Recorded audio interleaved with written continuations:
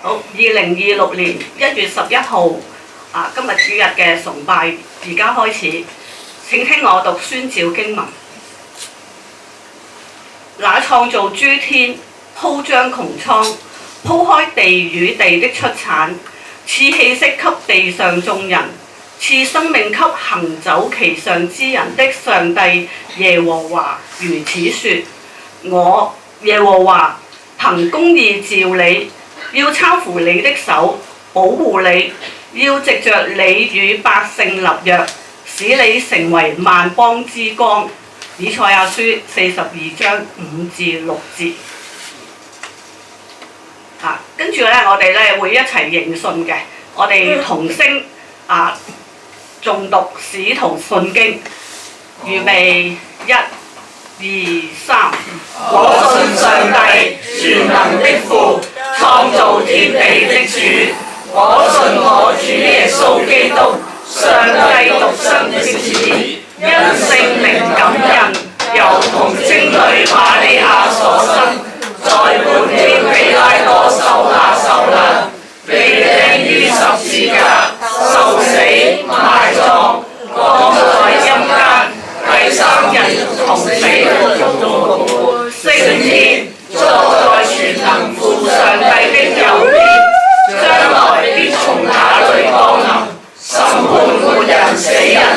我信聖靈，聖義公之教會，聖徒相通，罪得赦免，身體復活，永生。阿門。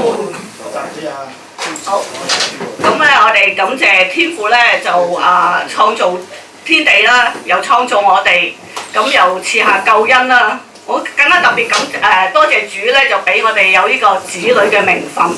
跟住落嚟咧，就我哋一齊唱詩歌嚟到頌讚嘅。咁我有請定邦咧就伴唱。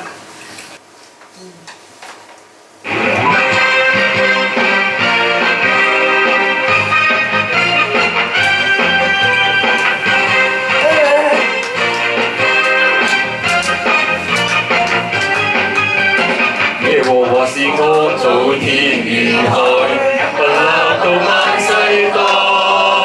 耶和華是我王不變改，早晚顧念同在，最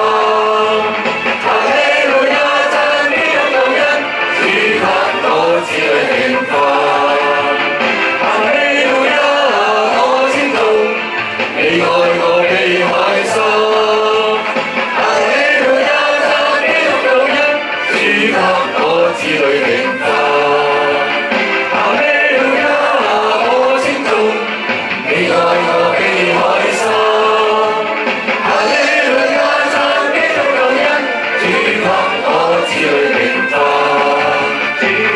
我子女明白，此刻我榮耀高恩。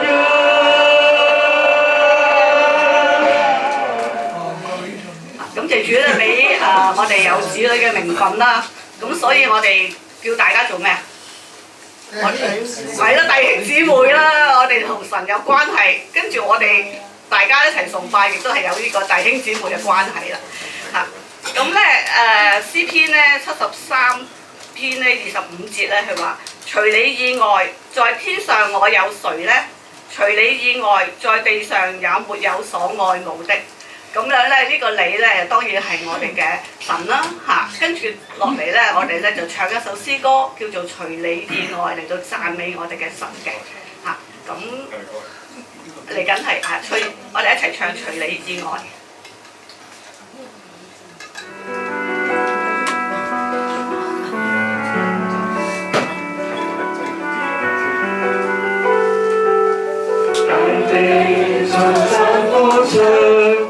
讚美你名字，耶穌尊貴都超過一切，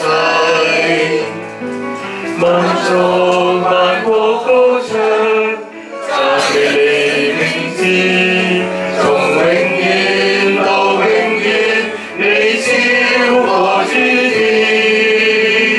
除你以外找不到尊貴像你。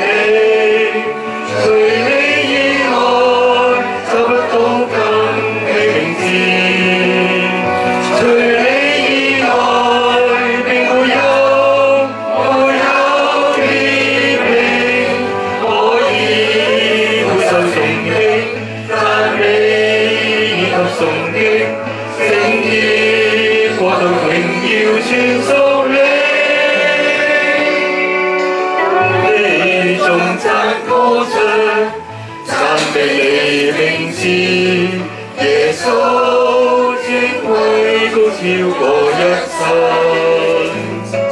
萬眾萬國高唱，讚美你名字，從永遠到永遠，你超過諸天，除你以外找不到尊貴像你，除你以外找不到更美名字，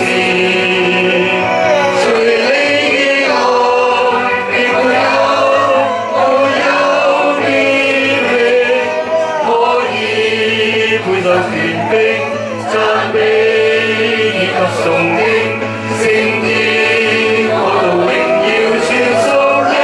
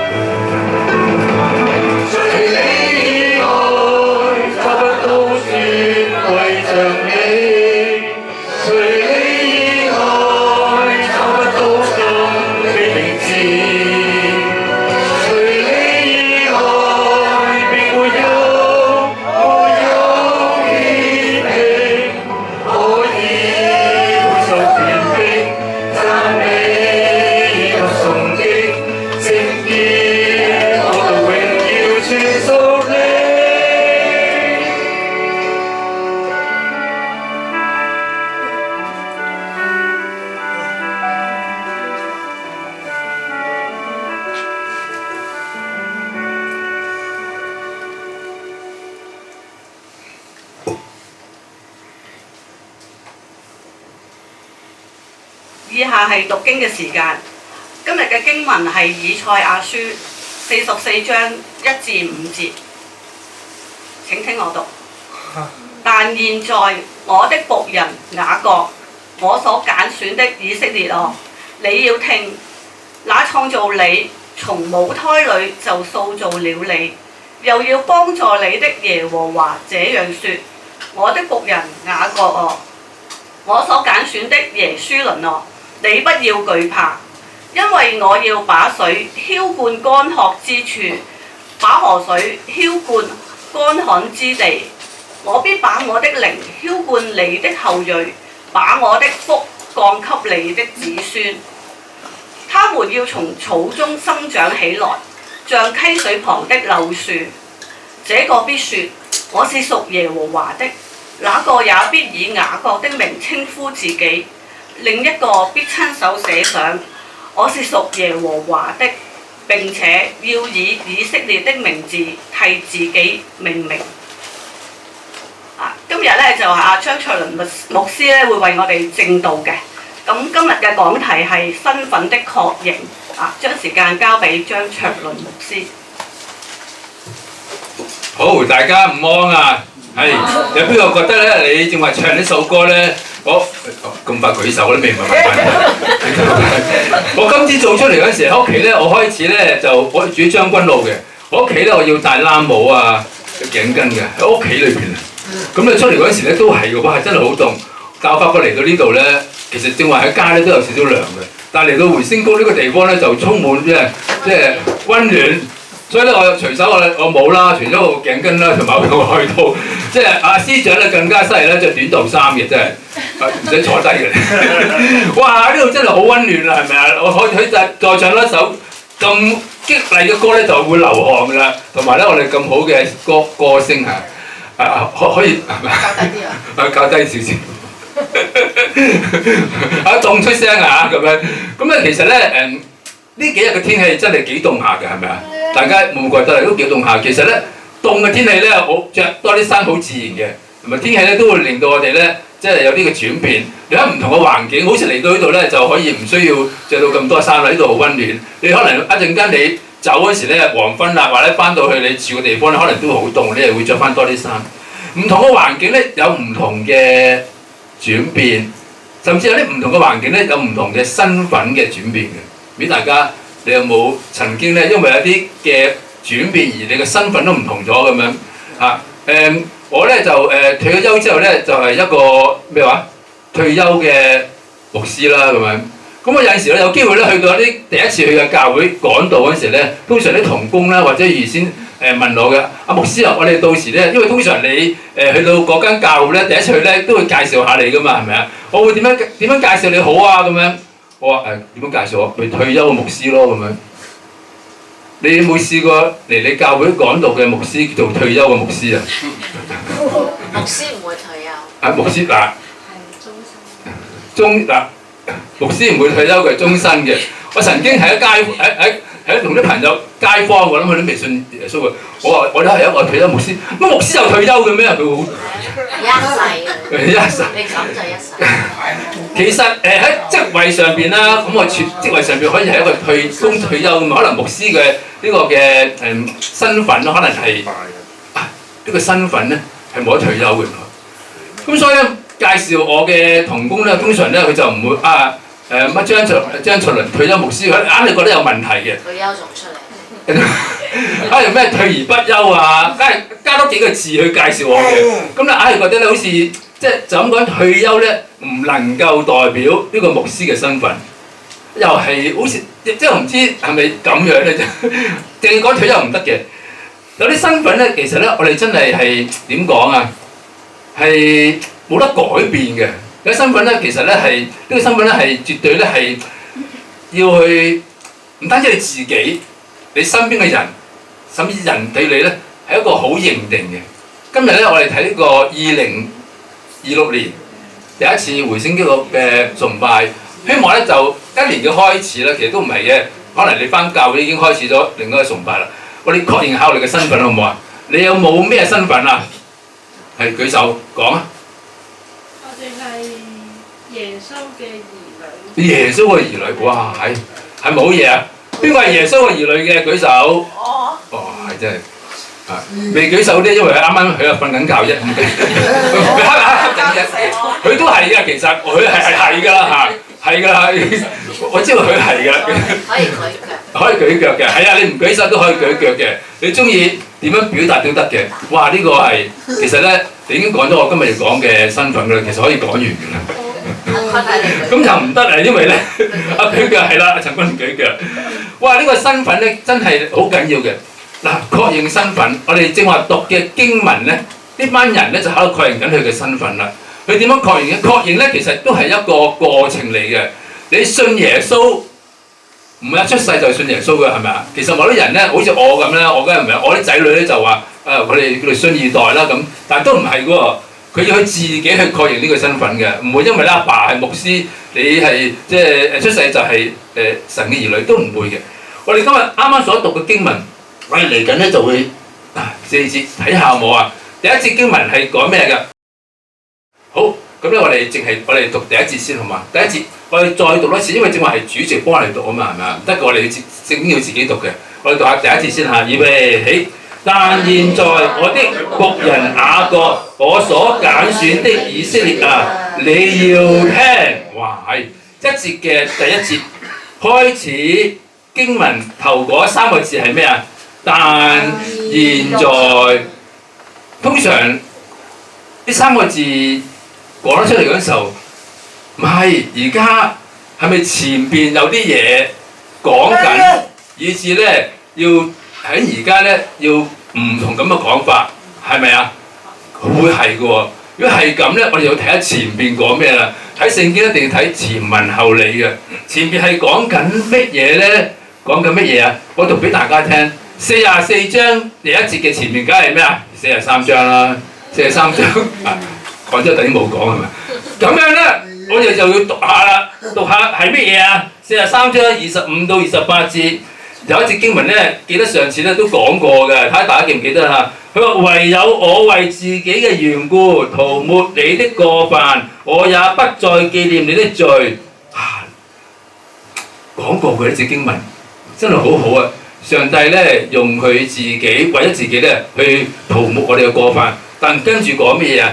跟住講26節。你可以提醒我，我們可以一起辯論。你儘管細説案情，好使你自顯為義。你的祖先犯了罪，你的代表背反了我。28節，所以我要辱沒聖所裏嘅領袖，使雅各遭受毀滅，使以色列被凌辱。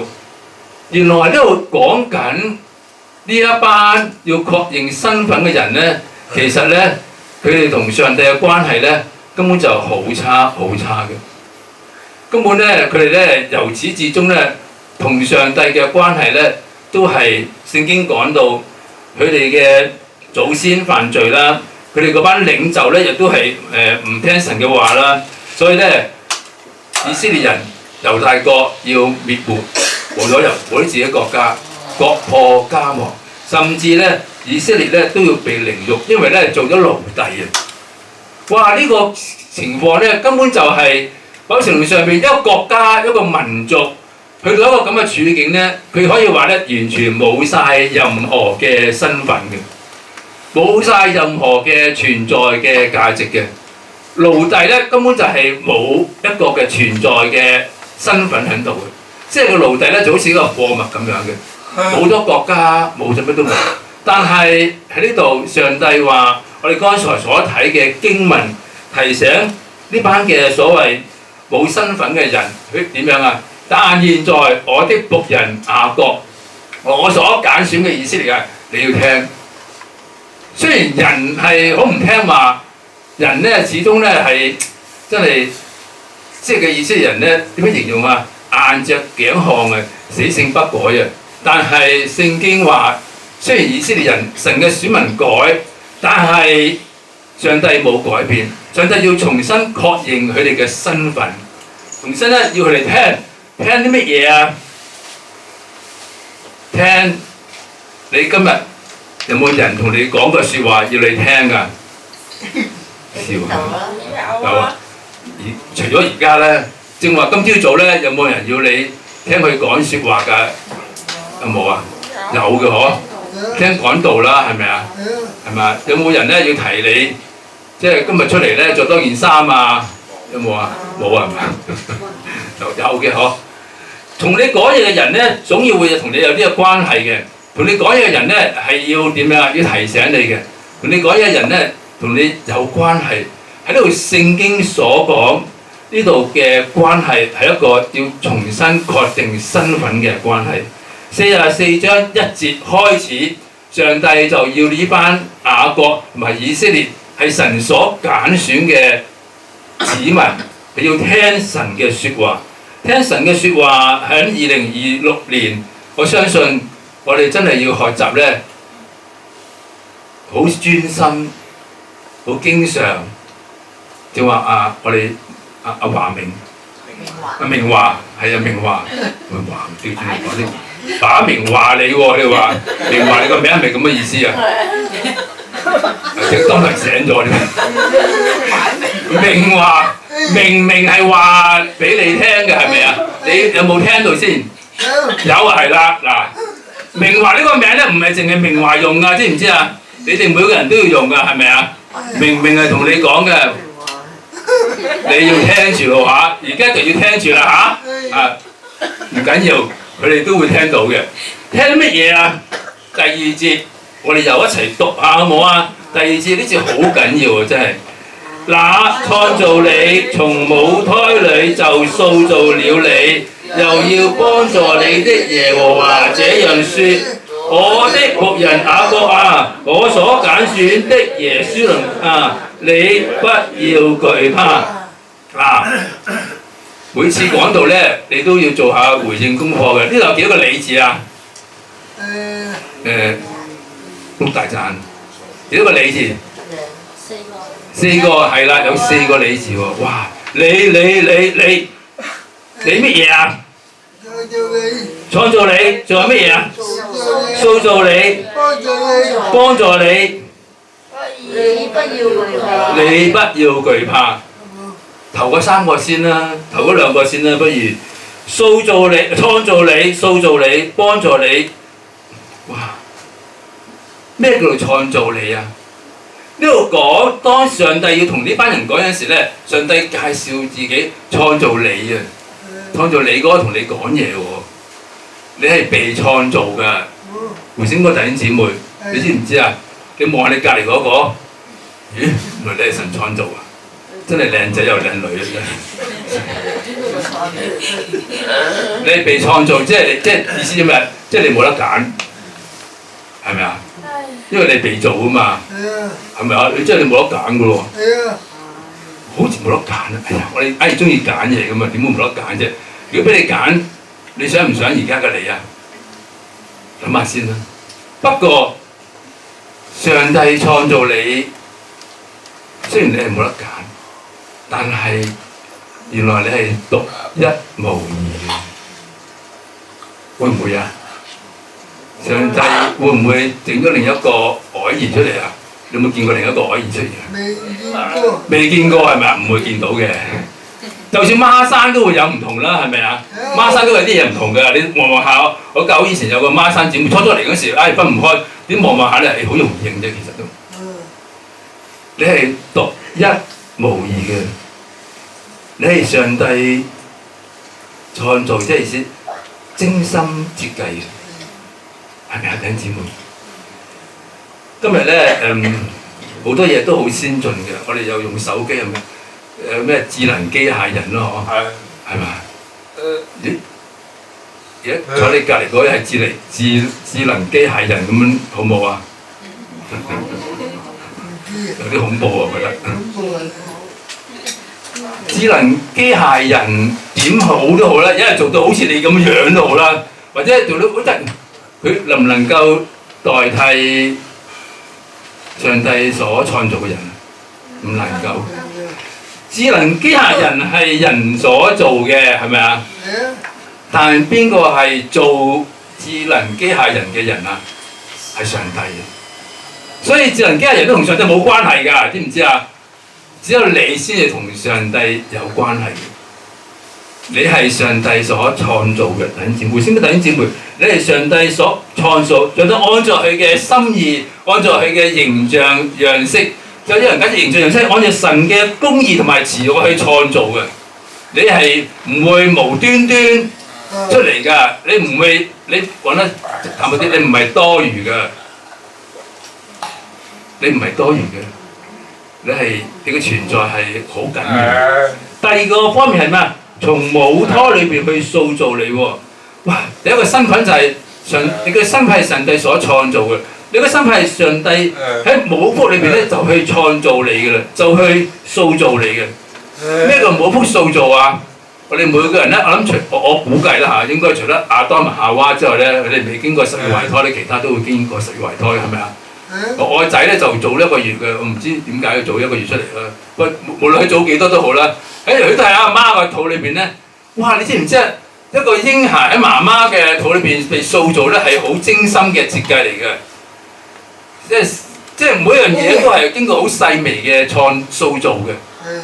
而呢個塑造嘅過程裏邊咧，唔單止喺媽媽嘅肚腹裏邊，仲係響出咗嚟喺媽媽嘅肚腹以外成長過程裏邊咧，我哋每一個人都係上帝所塑造。不過我哋成日諗，我今日呢個處境，我今日呢個狀況，我今日呢個嘅身體嘅情況，或者我今日呢個嘅心智嘅情況，係上帝所塑造嘅，係上帝去塑造你嘅生命。你嘅生命唔能夠，亦都唔需要同其他人去比較。你就係你係上帝從母腹裏邊已經認識嘅，從喺母腹裏邊咧，佢已經認識你，佢已經塑造你，佢已經讓你嘅生命存在到今天，都係上帝所塑造嘅。呢個身份係冇其他嘢，冇其他人，就算佢叻過你，佢嘅能力高過你，樣樣都好過我啊！但係我呢個被上帝所塑造嘅生命，唔會被上帝去比較，因為係上帝創造你，獨一無二地將你嘅生命塑造到今天咁嘅情況。今天你係屬於上帝，所以我好想肯定我哋今日每一個回聲屋嘅弟兄姊妹。你今日呢個嘅身份，你今日呢個生命係屬於上帝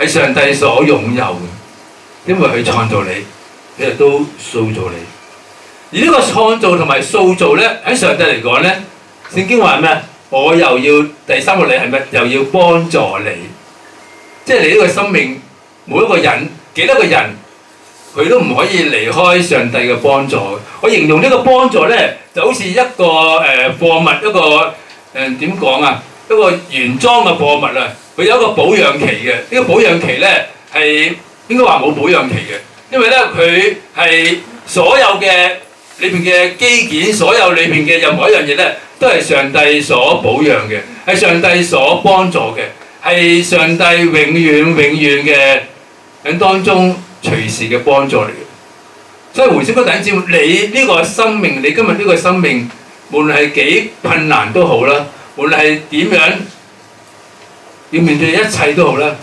上帝都喺你裏邊，佢會係你嘅隨時嘅幫助。有一節嘅經文啊，詩篇121篇，好中意呢節經文1到2節，我哋一齊讀一次好唔好啊？我要向群山舉目，我的幫助從哪裏來呢？我的幫助是從造天地的耶和華而來。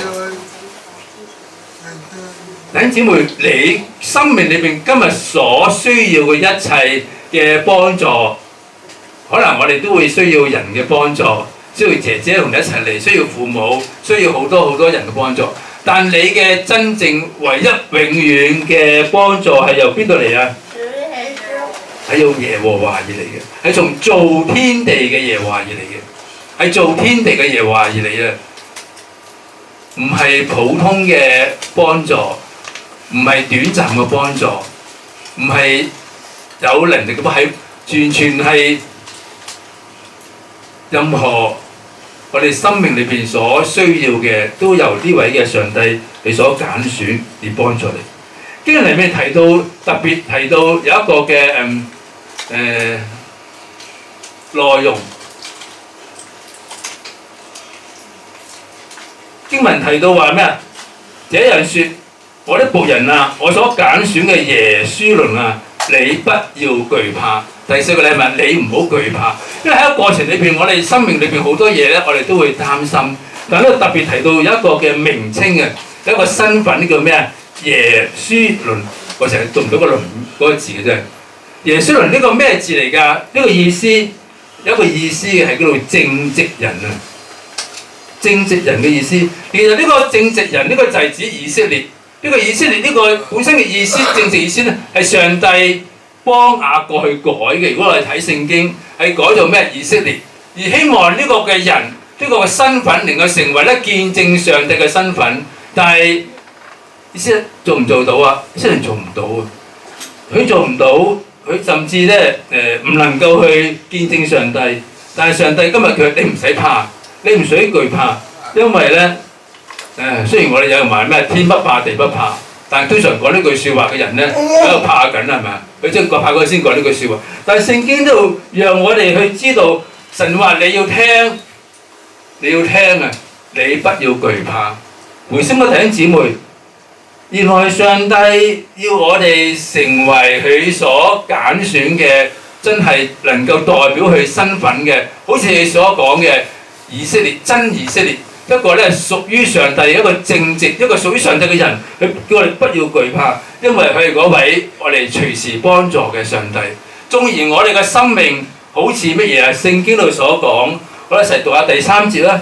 佢話：因為我要把水澆灌乾旱之處，把河水澆灌乾旱之地，我必把我的靈澆灌你的後裔，把我的福降給你的子孫。神嘅幫助係好直接嘅。聖經呢度提到有幾多個澆灌喺度？有3個澆灌。澆灌乾旱之處，澆灌乾旱之地。我形容乾旱之處、乾旱之地咧，係我哋身為一個好極度困難嘅人。你有冇試過口渴啊？有係咪啊？有冇試過口渴到就嚟死啊？未，梗係唔會啦，係咪啊？口渴到死你都要飲水啦，係咪啊？係嘛？你要飲水去解渴。有冇試過去嗰個地方係你完全真係揾唔到水飲㗎？啊，都唔會嘅。我哋香港就好難有一個地方揾唔到水飲。但係今日有啲地方真係完全揾唔到水，乾旱之地。呢個形容喺人啦，無論個環境裏邊咧係極度困難嘅處境，需要河水，需要水去解渴之用。哇！原來我哋人嘅生命係會落咗一個咁嘅處境嘅。就算我哋一班信咗耶穌嘅基督徒，我哋都會面對困難嘅，係咪啊？我哋都會面對有陣時甚至靈性嘅軟弱嘅。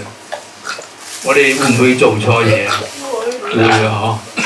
我哋會做錯嘢，我哋會軟弱，就好似呢度經文所提到嘅乾旱之處、乾旱之地，我哋都會遇到好大嘅困難。對回聲谷嘅弟兄姊妹講，我哋遇到困難嘅處境一啲都唔少啊，係咪？都有我哋好唔容易面對嘅處境。呢度特別係講到經文下半節提到，我必把我的靈澆灌你的後裔。原來經文係特別想提醒我哋弟兄姊妹，我哋會落響好困難嘅處境，乾渴同埋乾旱，但係神嘅靈咧會充滿我哋。聖經度講咧，神嘅靈好似澆灌，充滿住每一個心靈裏邊好困難嘅人。有一個好個人嘅一個感受就，當我好軟弱，做牧師或者事奉好困難嗰陣時候，甚至我做錯嘢嗰陣時候，我係好需要神嘅靈喺當中去提醒我，去饒恕我，去幫助我，以至我先至能夠咧有能力去面對生活上邊好多唔同少少不同嘅困難。有一節嘅經文咧，俾我有一個好大嘅提醒。詩篇119篇149節都度咁講，嗰個耶和華求你照着你嘅慈愛垂聽我的聲音，求你按着你嘅公正使我存活。弟兄姊妹，你知唔知道，當我哋面對極度困難嘅處境嘅時候，神係好願意垂聽我哋嘅聲音。當我哋面對極大困難嘅處境，好唔公平公正嘅事件嘅時候，神會按佢嘅公正公平咁樣讓我哋存活。呢個係我哋今日好需要。冇任何一個能力係大過上帝嘅慈愛，冇任何一個處境係超越上帝嘅公正同埋公義。縱然我哋今日面對好多大大小小嘅困難，我哋仍然落喺好多不公不義嘅情況底下，但係我想話俾你聽，今日好多類似比我哋今日喺香港更加大困難、更加嚴重嘅處境嘅人，佢哋靠乜嘢啊？好多時我聽翻嚟嘅聲音分享裏邊嗰啲信主基督徒嘅分享到嘅時候，佢哋都係靠上帝嘅話語喺當中俾佢哋嘅安慰同埋提醒。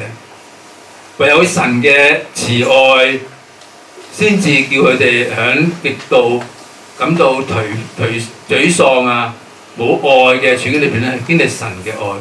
喺極度冇公義、喺困難裏邊好似冇出路嘅情況底下，能夠去知道唯一盼望就係上帝嘅公義同埋公正。弟兄姊妹，我哋今日都係喺呢個上帝所澆灌嘅，正話都提到嗬，我必把我的靈澆灌你的後裔，把我的福降給你的子孫。其實今日你同埋我都係上帝要去藉着耶穌基督，佢已經俾咗我哋呢個正話提到咩啊？我哋有一個身份，我哋一個神兒女嘅身份。我哋就係聖經裏面所提到嗰啲後裔同埋子孫，能夠擁有聖靈喺當中，俾我哋一個嘅生命嘅盼望。所以喺新約加拉太書3章5到9節呢度咁樣提到一個咧，由以色列嘅後裔保羅提醒當時佢要去分享俾外邦外族嘅人一番嘅説話。其實番説話今日都係成為我哋嘅提醒。加拉太書3章5到9節，我讀俾大家聽。那麼上帝賜聖靈給你們，即係嗰啲外邦人啊，就係包括埋我哋，又在你們中間行神蹟，是因為你們行律法，還是因為你們所信所聽見的福音呢？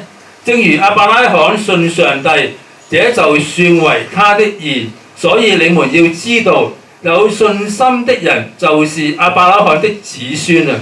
聖經既然預先看見上帝要使外族人因信稱義，就預先把好信息傳給亞伯拉罕，萬國都必因你得福。這樣看來，有信心的人必定和有信心的亞伯拉罕一同得福。哇！呢段嘅新約嘅經文係同當時嘅一啲外邦外族人去講，係使徒保羅你被差派到去外邦裏邊同外邦人去講呢番説話。其實今日正正係同我哋去講，我哋都係亞伯拉罕因信而得到呢個嘅名分，呢個神兒女嘅名分，我哋都係因為信心而得福。所以弟兄姊妹，2026年我哋彼此提醒，無論我哋落喺一個咩嘅處境，原來上帝佢已經喺當中預定我哋得着呢個嘅兒女嘅名分。聖經都咁樣去講，他們要從草中生長起來，像溪水旁嘅柳樹。呢度他們係指一班擁有上帝身份嘅人。我哋都係好似草咁樣，好似個柳樹咁樣。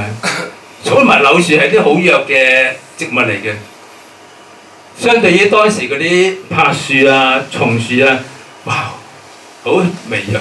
但係正正係呢啲微弱嘅生命，佢係充滿住上帝所供應嘅河水同埋水。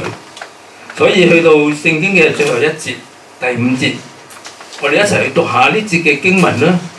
第5節，佢話：這個必説我是屬耶和華的，那個也必以雅各的名稱呼自己，另一個必親手寫上我是屬耶和華的，並且要以以色列的名字替自己命名。我是屬耶和華的，我必以雅各的名稱呼自己，以以色列嘅名字替自己命名。我識得有一個牧師咧，叫做李馬太牧師。不過我唔記得問佢啊，你係咪做咗牧師之後咧改呢個叫做馬太咧咁？我唔知係咪原先名叫做馬太。有冇識得一啲弟兄姊妹佢哋嘅名咧？牧師咧個名咧係好聖經嘅，其實到李保羅啊，係咪啊？嗰啲信二代係咪啊？不過我又冇改個仔叫做張馬太喎。或者馬可，張馬可。我冇改到佢張馬可，或者張彼得啊咁樣，就冇改到。喺嗰度張新宇，我冇解釋過我仔個名啊。我個仔叫張新宇，新舊嘅新，給予嘅予。佢個名嚟自咧，因為咧我哋曾經太太有2次懷孕咧都流產咗，咁佢係第3次。我哋將個名改做咧上帝重新嘅給予，所以叫做張新宇，有意思嘅嗬。你哋每個人嘅名都有意思嘅。少倫啊，係咪啊？係啦，我記得你個名，因為你個倫字同我個倫字一樣嘅。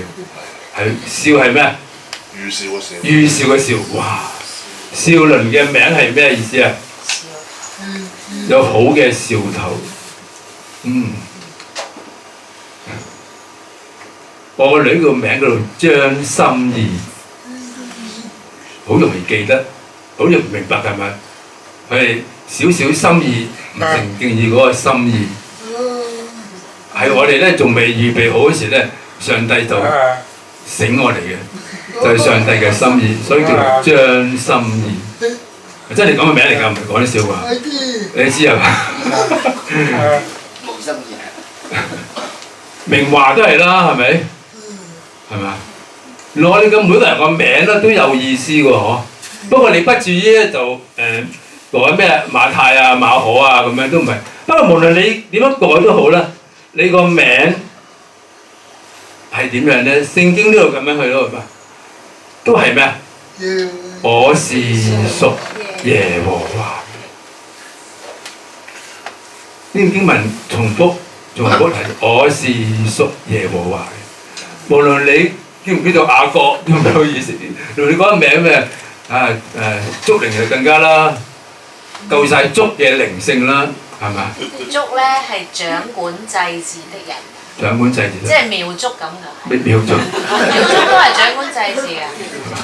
佢係會祝教會嘅。即係祭司咯。祭司係啦。哇！祝你嘅靈性係咪啊？每次都係上籤嚟嘅，高籤靈性高籤。細妹唔清啊！我哋要屬於耶和華，我哋點你個名點改咧，都係屬於咩啊？耶和華嘅。我哋屬於我呢個身份係屬於耶和華嘅。邊一個啊？這個呢個經文好得意，這個必説我是屬於耶和華，那個又係咩？以雅各嘅名稱呼自己，又咩？有另一個必親手寫上我是屬耶和華，並以以色列嘅名字替自己命名。這個那個又另一個，即係邊個啊？咁咩嘅講嘢咁唔清楚嘅？這個那個即係邊個啊？即係邊個啊？即係邊個？即係個個都係咯，係咪啊？唔講個名即係點咩？八達，你將你個名填落去，好冇啊？Jolie必説我是屬於耶和華咁樣都，這個。或者智威也必以耶和華嘅名稱呼自己咁樣，咁咪第一次嘅啫。我哋就係這一個啦，我哋就係那個啦，或者嗰個啦，另一個。弟兄姊妹，今日想同你睇嘅經文一個好彼此鼓勵哦。我哋每一個人都係屬於耶和華，呢個係一個好重要身份嘅確定。而呢個身份確定，唔知過去2025年你面對過咩事情？2026年仲有幾多日啊？數下先。幾多啊？355。數學好心算好嘅。而家心算唔得嘅，你計數機。300。咁啊，梗係唔止355啦！我哋呢個嘅明，我哋仲有跟住係咩啊？2027年啦。哇！牧師唔使講啦，2028年啦。係耶和華，我是屬耶和華的。耶和華呢個名字係咩啊？咩意思啊？係永遠嘅。耶和華呢個名字叫做自有永遠。即係我係屬於自有永遠嘅神，而呢個自有永遠嘅神，呢個嘅名係咩啊？羅馬書8章16到17節，我哋一齊讀下呢段嘅經文啦。最後一節嘅經文，聖靈親自和我們的靈一同證明，我們是上帝的兒女。既然是兒女，就是後嗣。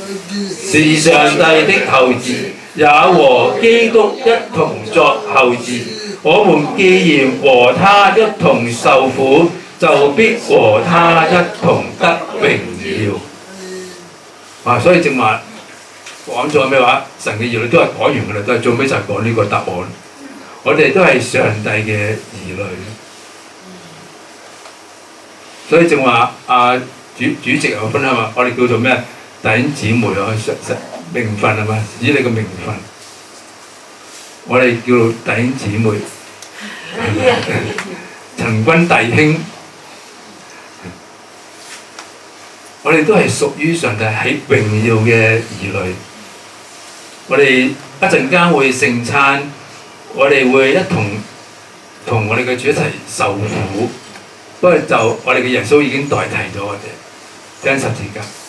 所以一陣間領聖餐，吃呢個餅，飲呢個杯，都係代表住我哋同耶穌同死、同埋葬、同復活，以致我哋能夠得到不同嘅榮耀。一個咩榮耀啊？我哋係屬於耶和華上帝榮耀兒女嘅身份。所以親愛嘅胡小哥弟兄姊妹，無論嚟緊嘅日子幾如何都好，無論你嘅歲數係幾多都好，係嘛？見到陳君咧就好開心㗎啦。無論我哋遇到啲咩困難都好，我哋呢個榮耀兒女嘅名分永遠都唔會改變，係永遠被確認，係呢位耶和華上帝所確認。好似我哋都準備一陣間，我哋去聖餐嚇，咁我哋都藉着一啲嘅經文啦，成為我哋嘅提醒啦。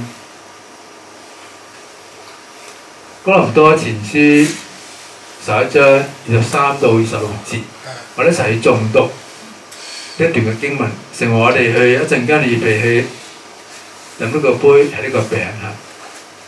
主耶穌被出賣的那一夜，拿起餅來，祝謝了，就擘開說：這是我的身體，為你們捨的，你們要如此行，為的是紀念我。飯後他也照樣拿起杯來說：這杯是用我的血所立的新約，你們每逢喝的時候，要如此行，來紀念我。你們每逢吃這餅、喝這杯，是宣告主的死，直到他來。係啦，讓我哋都藉著神嘅話語喺呢度咧，去預備我哋自己。主耶穌喺十字架上邊捨去自己生命，代替我哋罪而死。佢要我哋去每次喺呢個聖餐裏邊，俾我哋如此行，為的是紀念佢。就讓我哋都有一段嘅安靜時間先啦。我呢個禱告下，呢個安靜自己省察嘅時間，跟住我會帶大家一齊有個祈禱。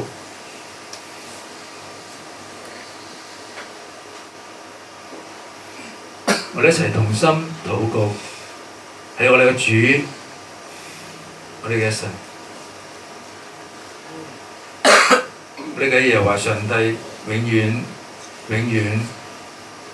係我哋所唯一去敬拜同埋信靠嘅我哋嘅上帝。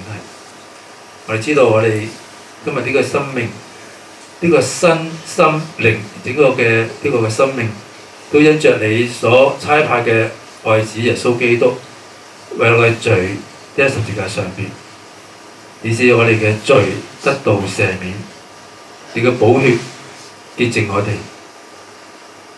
你更從死裏面復活，叫我哋今日呢個仍然活着嘅生命，唔係為自己而活，乃係為你而活。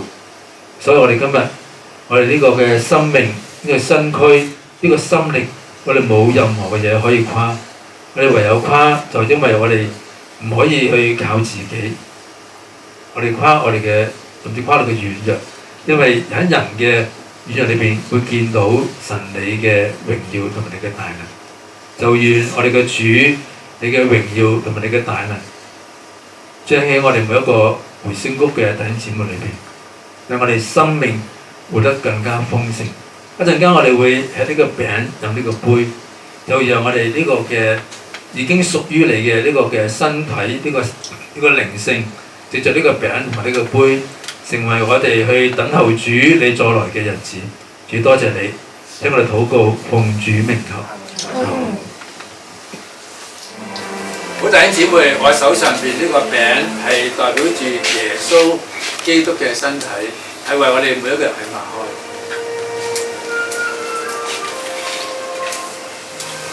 弟兄姊妹，我哋帶着咁嘅心一齊同吃主嘅餅。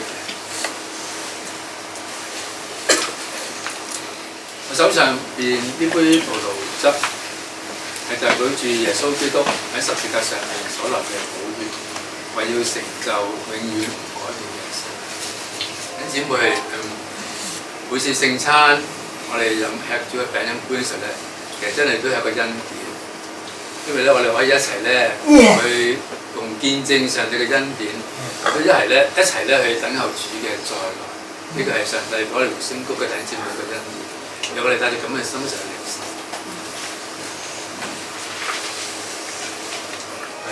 咁樣我哋可以喺地上邊去遇上天恩嘅筵席，聖餐係一個天恩筵席嘅一個預表，係啦，到讓我哋咧繼續帶住一個咁嘅心，我哋交俾主席。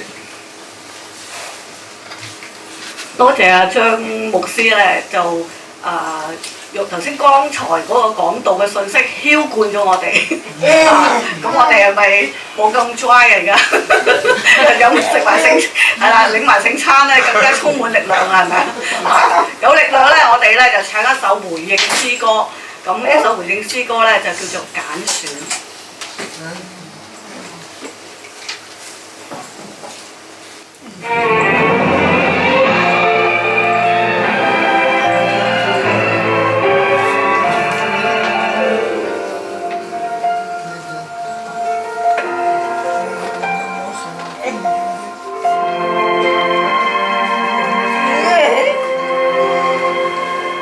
在創世以時。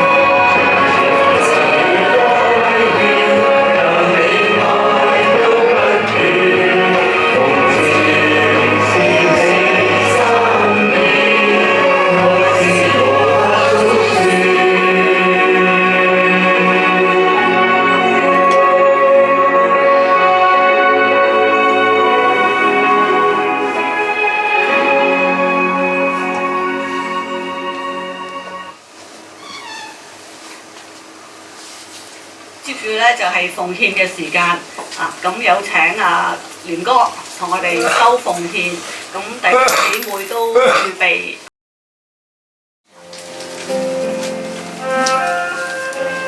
各人要隨心所願，不要為難，不要勉強，因為上帝愛樂捐的人。上帝能將各樣的恩惠多多加給你們，使你們凡事常常充足，能多做各樣善事。哥林多後書9章7至8節。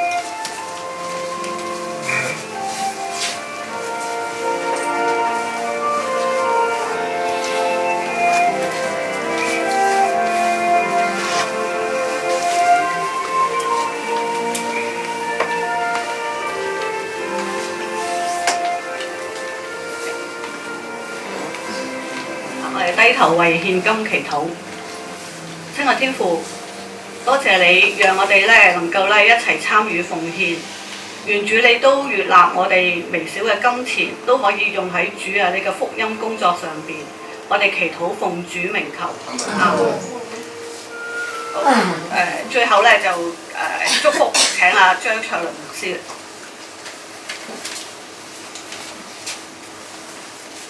好，弟兄姊妹，我哋一齊同心去禱告，我哋一齊同心去領受從我哋嘅天父地所賜嘅福，願仁愛信心從我哋嘅父神同埋主耶穌基督臨在響我哋每一個回聲谷嘅弟兄姊妹裏邊，就我哋天父完全嘅愛同埋已經成就救恩喺十字架上面嘅主耶穌基督，同埋時時刻與我哋同在嘅真理嘅聖靈，常與我哋同在，時時提醒我哋係上帝兒女嘅身份，直到主耶穌基督再來嘅日子。